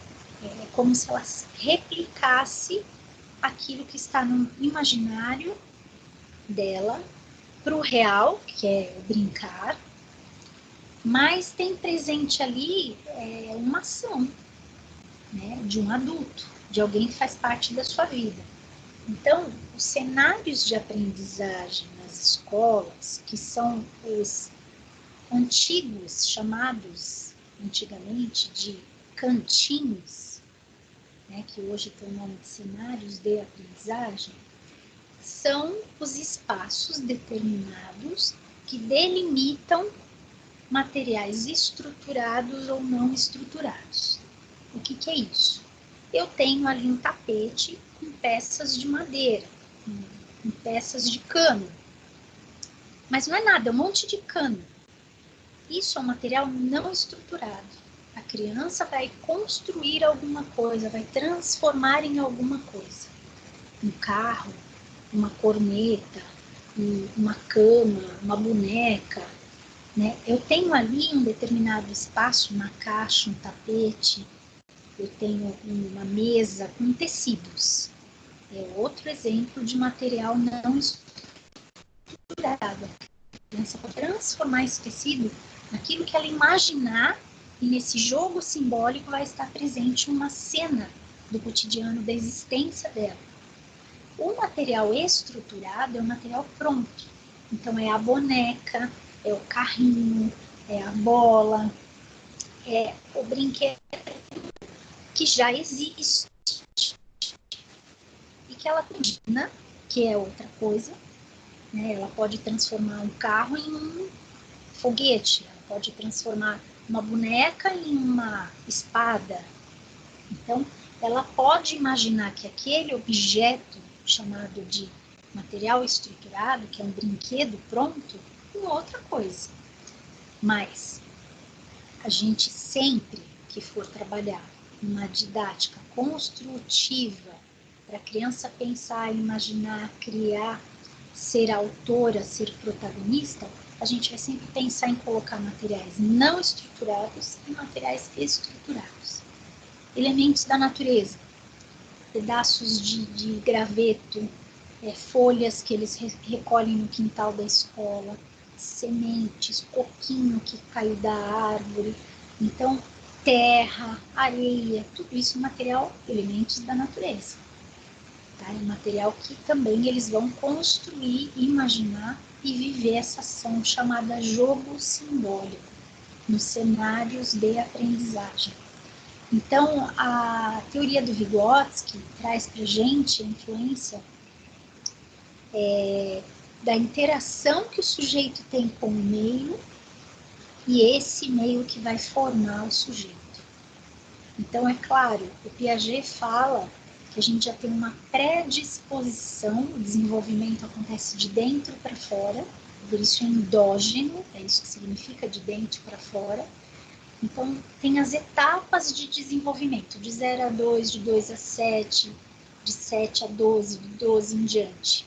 Para a inteligência ter saltos, tá? Ela não é linear, ela tem fases em que ela vai alcançando objetivos mais complexos. O Vygotsky já vai falar que esse meio é responsável, por isso que o desenvolvimento é de fora para dentro, é isso que significa exógeno, e esse meio, essa cultura, essa sociedade, que são determinantes para esse sujeito se desenvolver. Então, primeiro ele aprende, depois ele se desenvolve. Aí uma aluna da pós-graduação, falando nos teóricos, falando nesse assunto outro dia, falou assim, mas eu não posso usar os dois? Porque eu concordo com os dois. Né? Olha, a gente não precisa levantar uma bandeira e falar, olha, eu sou piagetiana e pronto. Para mim, ou não, né? Eu sigo Vygotsky e pronto.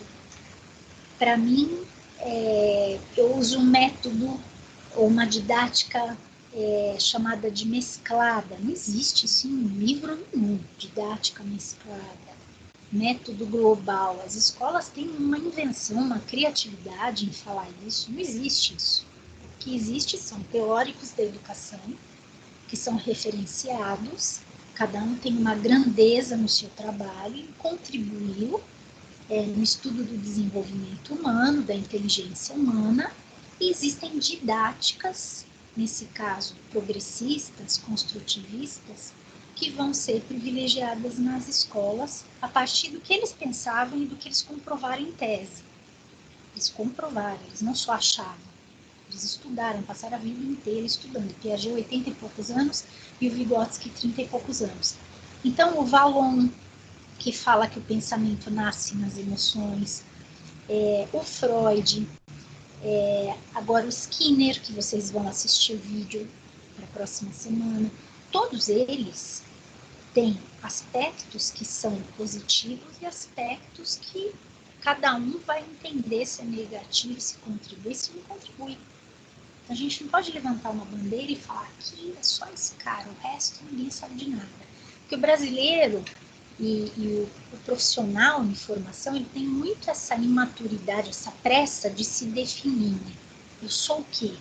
O psicólogo também, estudante de psicologia, eu uso qual abordagem? Não, você estuda todas elas e você pode utilizar na sua didática, entendendo quem é esse sujeito, né? Quem é essa criança que o Piaget fala que é sensorial motora de 0 a 2 anos, que o Vygotsky vai falar que com 4 anos tem a fala egocêntrica, então do jogo simbólico, do meio, e ele traz para a gente a importância do pensamento galgado na linguagem, a partir da linguagem, da língua materna, que ele fala linguagem. Isso tudo que eu estou falando, quem assistiu o vídeo está entendendo o que eu estou falando, certo? Não é novidade para vocês, por isso que eu fiz só um slide.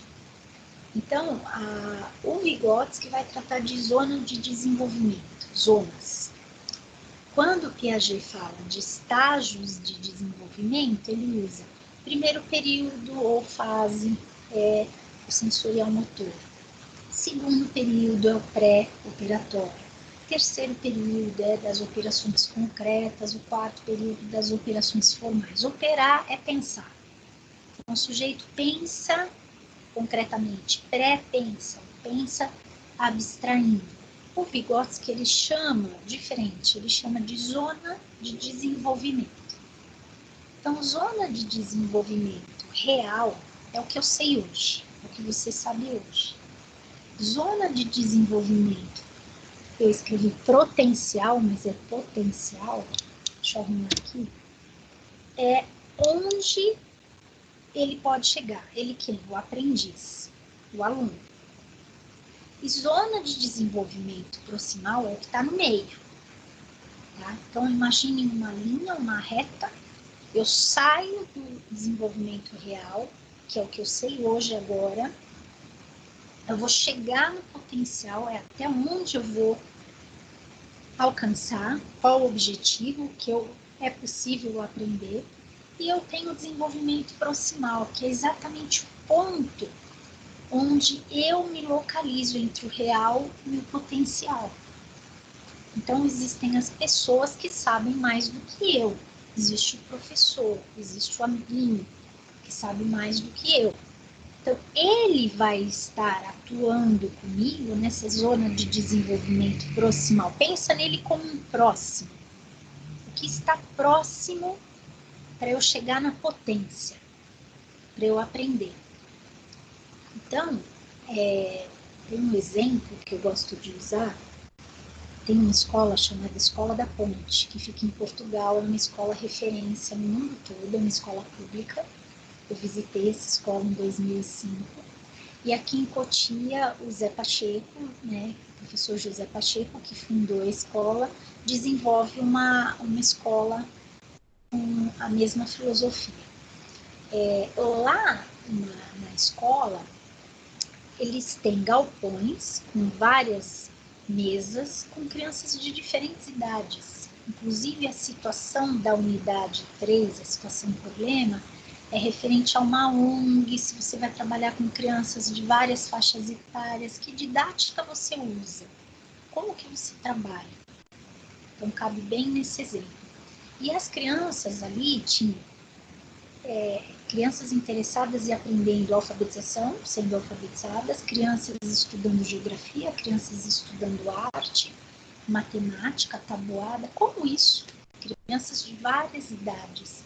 Então, é exatamente o que o Vygotsky fala que é possível, essa troca no meio, nesse conhecimento que é articulado e passeia por todas as áreas e não uma área isolada. É como se a gente tivesse hoje na sala eu, a professora Cristina, a professora Cláudia, o professor Diego, o professor Marcelo, o professor Roberto, todo mundo junto. E aí a gente vai falar de didática, a gente vai falar de psicologia da educação, a gente vai falar de matemática, a gente vai falar de história da educação, de práticas pedagógicas, todo mundo junto.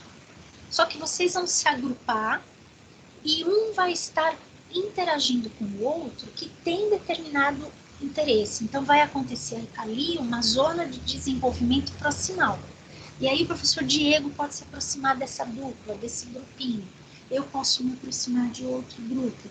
E vocês estão interagindo. O que sabe mais está discutindo com o que ainda não chegou nessa potência. Tá? Não chegou na zona de desenvolvimento potencial, que tem ainda pela frente. Então, o Vygotsky vai falar que a aprendizagem se dá dessa forma. O Piaget já fala da assimilação, da acomodação, da equilibração majorante e que a inteligência é uma forma de organização. Então, ambos se complementam.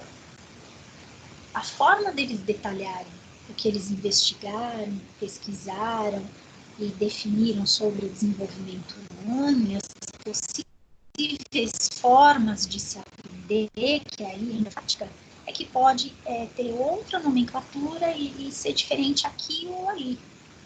Tá? Mas é muito importante que a gente conheça, até para a gente poder se posicionar e falar, não, esse é diferente daquele nisso, mas é igual naquilo outro. E isso é com o tempo, com leitura, com estudo, com tudo.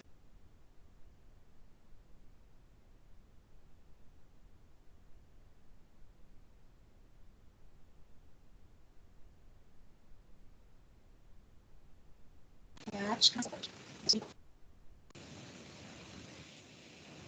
Oi? Estão me ouvindo? Professora, deu uma sumida aí. Deu uma travada. Deu uma travada, professora. Pro, Ah, tá. Em que parte? Tá bem chiando agora, hein?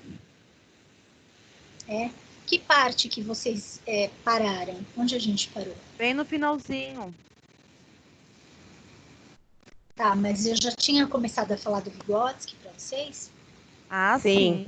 Sim, foi Terminando já. bem concluindo Sim. mesmo.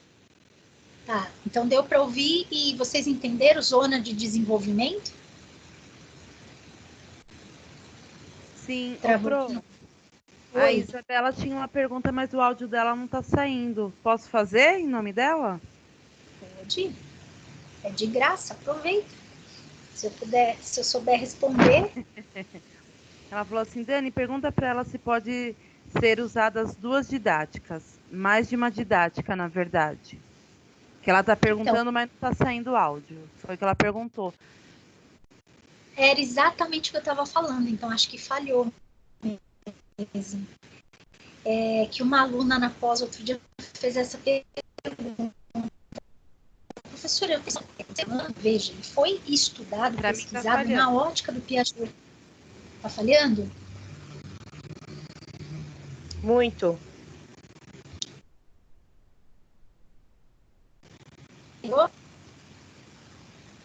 Ainda Não. tá falhando? Agora deu uma melhorada. Tá. Acho que oscilou um pouquinho, né? O ser humano, ele foi estudado na ótica do Piaget. Piaget olhou para o ser humano de um jeito, o Vygotsky de outro, Freud, o Vallon. Então, a gente não tem que erguer uma bandeira. Tá? Um complementa o outro. Ao longo das suas pesquisas, eles foram confirmando aquilo que eles estudavam, intuíam, e por isso virou teoria, né? Isso virou uma tese, mas um complementa o outro. A gente, como professor brasileiro, né, em formação, tem muito hábito de levantar uma bandeira. Eu sou piagetiano. Então, para mim, o desenvolvimento é endógeno, pronto, acabou. Não. Para mim, primeiro a gente aprende, depois se desenvolve. O Vygotsky que estava certo. Ora, por que a gente anula, né, um ou outro? Por que a gente não olha na perspectiva de como que cada um contribuiu com a educação, com a didática, com o desenvolvimento humano, com a psicologia? Então, é precioso demais para a gente anular um ou outro. Deu para ouvir até o fim a frase ou não? Sim. Agora deu? Tá. Ai, meu Deus, então tá falhando o negócio, né? Não aconteceu isso nas outras aulas, não. Deixa eu ver quem tá aqui. Os 23 estão aqui. Tá. E ninguém tá com o rostinho, né? Então, quando aparece a imagem, aí corta mais rápido a conexão, mas ninguém tá aqui, só eu. Então, até aqui, pessoal, tudo bem? Tudo. Foi? Bem, tudo. Com relação ao Sim. Vygotsky, alguma pergunta? Jogo simbólico, cenários de aprendizagem, brincar, material estruturado, não estruturado, a teoria socio-interacionista que privilegia, né, a questão cultural, social. Porque, se a gente pensar no Vygotsky, imagine o Vygotsky com 4 anos de idade, um menininho, aprendendo a ler e a escrever, autodidata. Porque o pai dele era marxista, né, e morava na Rússia, na época da Revolução.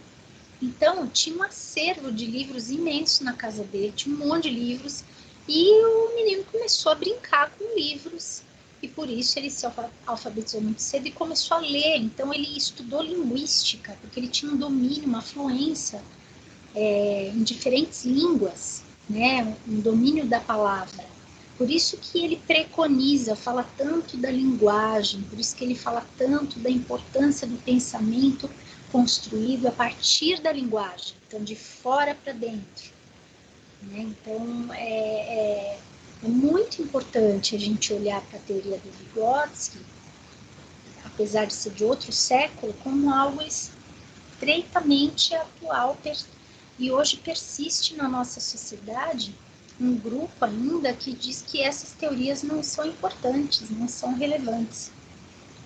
Né? E dá-lhe Skinner, é só condicionamento, é só estímulo-resposta, é só aquilo que a ditadura trouxe para a gente.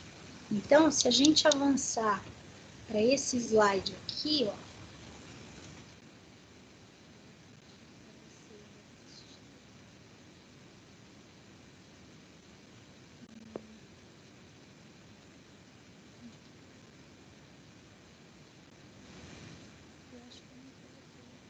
eu coloquei aqui. Eu vou pedir para vocês pesquisarem modelos de planejamento de aula modelos de planejamento de aula, para a gente continuar avançando. A partir dos modelos que vocês vão pesquisar de colegas, em livros, na própria Wikipedia, vocês vão pesquisando e vão comparando um com o outro, tá? Essa é uma tarefa, uma atividade do portfólio nosso de didática, porque não adianta eu falar aqui de planejamento se vocês nunca tiveram acesso, contato, nunca viram um e nunca compararam um com o outro. Se nós estivéssemos com aulas presenciais, eu ia estar fazendo agora grupinhos e cada grupo ia trazer na próxima semana um planejamento diferente e um ia trocar com o outro. E a gente ia analisar o que tem um, o que tem o outro, quais as semelhanças, quais as diferenças. Estão me ouvindo? Ou caiu? Sim, Sim. Pro. Ô, Pro, deixa eu falar. A bateria do meu celular vai acabar. Se acabar, eu não vou conseguir mais entrar na aula, tá? Tá bom. A gente já está caminhando para o final. Eu só queria deixar essa pesquisa para vocês. Nós temos aí 3 semanas para as 2 unidades serem trabalhadas. E eu não vou correr. Eu prefiro o menos é mais, do que o mais é menos, tá?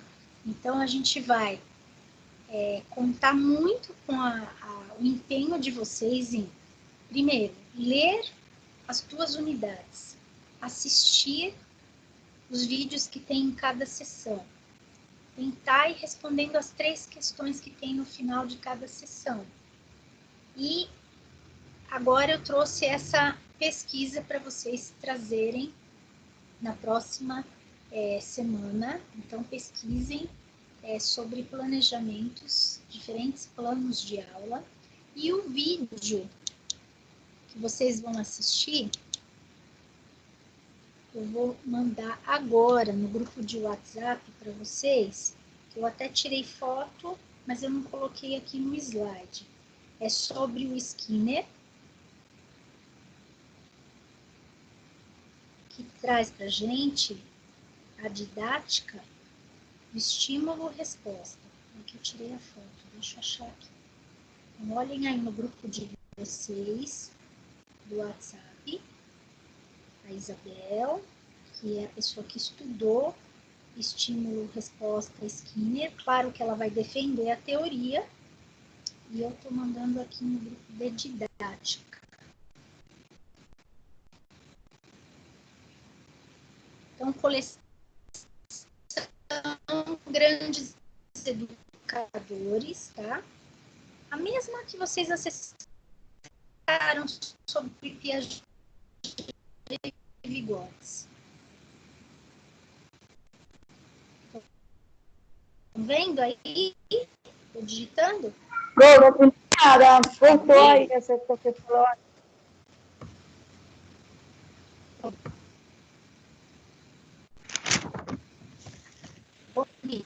Quem que falou dessa professora? Não entendi. Não era para eu ouvir? Eu falei que Tá não falhando. deu para ouvir. Tá falhando aí, tá cortando. Por isso que eu vou encerrar, minha querida. Olhem lá no grupo de vocês o vídeo que é para vocês assistirem na próxima aula e leiam a unidade 3 e a 4. Já passei alguns slides que eu ia continuar hoje, mas eu não vou continuar porque está cortando. Tá bem? Tudo bem. Obrigada. Então, eu já mandei... Oi. Eu comecei a fazer a questão da seção 1 da unidade 3 e a última questão, a resposta não tem alternativa correta. Eu vou olhar. Depois manda para mim que eu olho. Manda um lembrete que eu vou olhar. Manda no grupo? Pode ou manda particular? Como assim? Pode mandar no privado, eu vou olhar aqui no AVA, te respondo que se está errado, pode ser que esteja errado a questão. Tá bom. Tá? Porque aconteceu isso na correção também, por isso que eu tô falando. Tá, então você me passa que eu dou uma olhadinha. Tá bom, Agora, obrigada. Por nada. Eu tenho a unidade 3, sessão 3 pela frente. A gente não terminou, tá? A unidade. Continuar, nós paramos aqui, ó. Eu entrar aqui na sessão 2, sessão 3, vou deixar a 4 para semana que vem. Então, passo para vocês começarem a tatear, olharem alguns planejamentos, assistam o vídeo sobre o Skinner e vejam o restante da unidade 3 e 4, que a semana que vem, então, a gente continua, tudo bem? Sim. Esses vídeos que vocês estão assistindo, do Piaget, do Vygotsky, do Skinner, eu não vou passar nem mais outro, tá? São só esses, por causa do tempo, para não sobrecarregar vocês. É importante fazer um relatório, vocês anotarem enquanto assistem, porque tem muitas informações e já é parte da avaliação dos pontos de vocês, tá? Então, para quem chegou no final da aula, chegou 8h15, 8h30, 15 para as 9, corre atrás agora do que a gente conversou no início da aula, comentou, né, o que a gente falou sobre a avaliação, sobre a jornada, sobre os pontos, e sobre as aulas aí que nós temos só 3 semanas, praticamente, para revisão e, de novo, avaliações. Então, é importante vocês não perderem as aulas que já são tão fragmentadas, até por essa questão do recurso tecnológico, que às vezes, como agora, começou a travar. Tudo bem, pessoal? Oi. É só uma dúvida, por gentileza. Como a senhora falou que vai ser no fim do semestre que nós enviaremos os portfólios? Através de como? De fotos? Como que seria? Eu vou escolher um dos materiais do portfólio e vou pedir para vocês me mandarem. Tá? Então, ainda não sei se vai ser por e-mail ou se vai ser por WhatsApp. Mas vai ter um momento que eu vou precisar disso para poder considerar a pontuação. Eu digo isso porque eu faço rascunho, eu escrevo em folha de sulfite, assim, tudo organizadinho, mas, tipo, se for avisado muito em cima da hora, é por isso que eu tô perguntando, entendeu? Para eu poder me preparar também. Então, mas aí vai ser de uma semana para outra. Eu vou falar, olha, gente, a semana que vem entreguem tal trabalho. Vocês já vão ter pronto, porque quem está fazendo toda semana, desde a semana antes da jornada, que foram as vistas das provas, eu já fui dando essa deixa, né?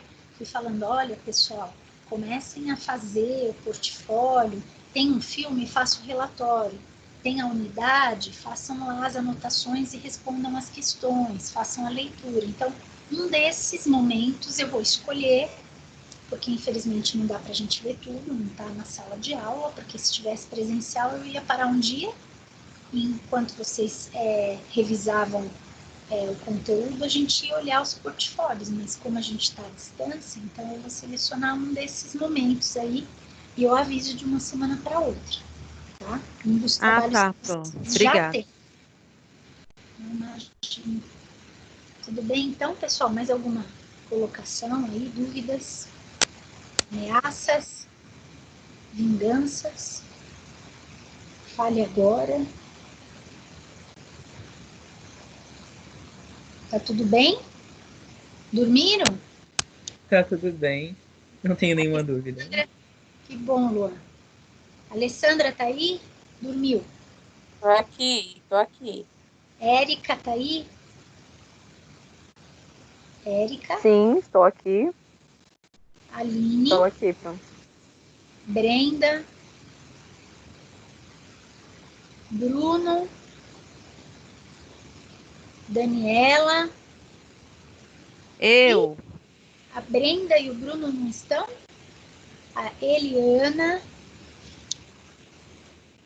Giovana?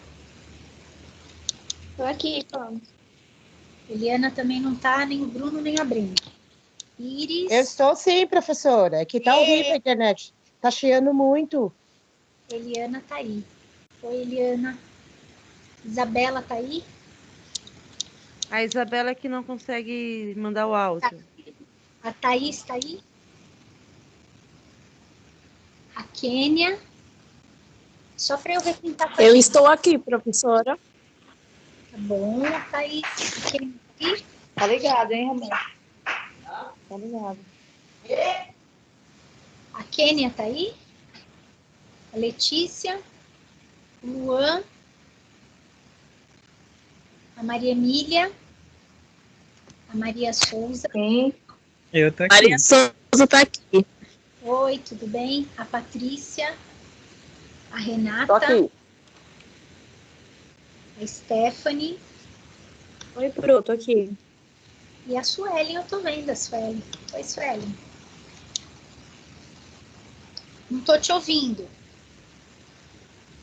Suelen. Ah, desculpa, eu esqueci de ligar o áudio. A Iris falou que o computador dela tá ruim, por isso que ela não te respondeu. Tá bom. Não, então tá, só para eu ver como é que tá, porque eu faço um relatório todo final de aula e mando para a coordenação e eu preciso dizer qual é a impressão da aula. Então eu vou colocar que a gente encerrou antes, por conta dos ruídos da internet que estava falhando, estava cortando e alguns alunos caíam. Professora, eu tô aqui também, mas o meu também tá muito ruim o áudio. E o áudio está muito ruim. Então é isso que eu vou relatar, tá bom? E aí, para a semana que vem, então, quem pegou, quem é representante, passa no grupo para a gente continuar de onde parou. Tá bem? Pode ser? Tá bom. Obrigada, viu, gente? Pela paciência comigo, pela presença, por me ouvirem tanto tempo. Espero que eu tenha contribuído hoje, que a aula tenha sido esclarecedora e não irritante por conta desses percursos aí, de tecnologia que às vezes acontece. Tchau para vocês. Tchauzinho. Bom final de semana. Tchau. Obrigada, professora. Tchau. Até semana Tá, que vem. obrigada. Tchau. Até, Pro. Boa noite. Tchau, Suelen. Tchau, Obrigada. boa noite, professora. Boa noite. Desligando o câmbio. Vou desligar aqui a gravação. Parei. Tchau, Suelen.